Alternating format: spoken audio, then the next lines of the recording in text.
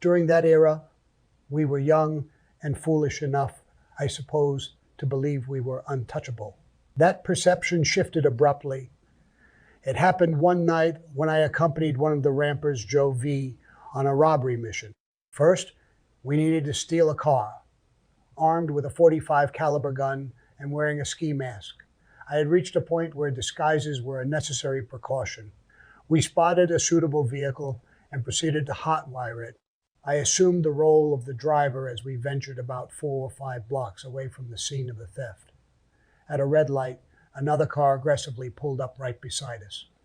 Behind the wheel was a man, and there was another man hanging out of the window with what appeared to be a rifle. He began shouting, threatening our lives and demanding that we pull over immediately. In an attempt to defuse the situation, I quickly interjected, "Whoa, calm down. What's the problem?" His enraged response confirmed that we had indeed stolen his car. I continued to plead for calm, reiterating, all right, let's not do anything irrational." As I raised my hand in an attempt to pacify him, I stealthily reached for my .45. Out of the corner of my eye, I noticed the passenger, seemingly a bystander, turning towards the driver momentarily, sharing some information. Reacting swiftly, I aimed the gun and pulled the trigger. To my horror, nothing happened. Beads of sweat formed on my forehead as the armed man redirected his weapon towards us. Beside me, Joe was in a state of panic, screaming, "Go, go." I slammed my foot on the gas pedal, pushing the vehicle to its limits. They pursued us relentlessly, gunfire ringing out behind us. Suddenly, Joe let out a pained groan, clutching his stomach. A bullet had penetrated the car's rear, passing through the back seat, piercing Joe's back, exiting through his stomach, grazing his knee, and ultimately hitting the dashboard. I frantically maneuvered, racing and swerving at high speeds, colliding with multiple parked cars. The car spun out of control, hurtling us towards an inevitable end. But then, the sound of police sirens filled the air. The pursuing car abruptly screeched to a stop. Evidently, whoever they were, they wanted no part in involving the authorities. "Joe," I urgently called out, "let's get the hell out of here." We abandoned the car and hobbled a considerable distance away. Joe collapsed onto a lawn in agony. I gripped him firmly, dragging him into a nearby alley. We sought refuge beneath a small shed or makeshift structure. The distant wailing of police sirens echoed through the streets. "Joe," I reassured, "we'll be all right." Weakly, he murmured, "Sammy, I'm dying." "Joe, you're not dead yet," I replied firmly. "So come on." With great effort, I guided him further down the alley, reaching another street near a bustling avenue.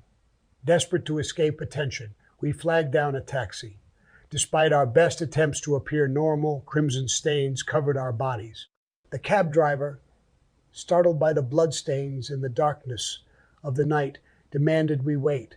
Frustrated and without my gun, which I had left in the stolen car, I formed my hand into a clenched fist, pressing it threateningly against his neck. "Start driving, or I'll blow your damn brains out." Forcing him to take us back to our neighborhood, where my car awaited, the apprehensive cabbie wasted no time waiting for payment. I assisted Joe into the vehicle and sped towards the residence of another ramper known as Gary Papa. However, Papa had recently aligned himself with a powerful figure in the Genovese family, a May known as Dutchie.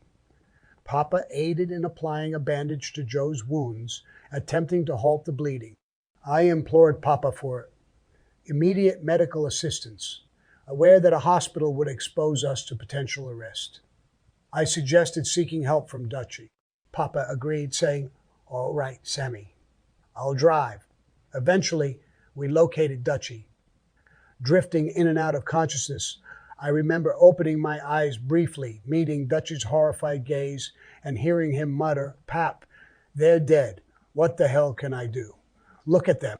Papa returned to the car and declared, "Here's what I'll do. I'll drive you to Coney Island Hospital, and you two jump out and try to walk in." By this point, Joe's moans had intensified. Defiantly, I declared, "Forget the hospital. I'm not going." Papa pressed, "Joe will die." "Well, then take Joe there," I coldly responded. And so that was precisely what occurred. We approached the emergency entrance of the hospital, the door swung open, and we propelled Joe out. He collapsed limply on the ground. Papa warned me that I, too, might bleed to death without medical attention. Yet, despite feeling dizzy and weakened, I remained conscious, and the bleeding gradually subsided.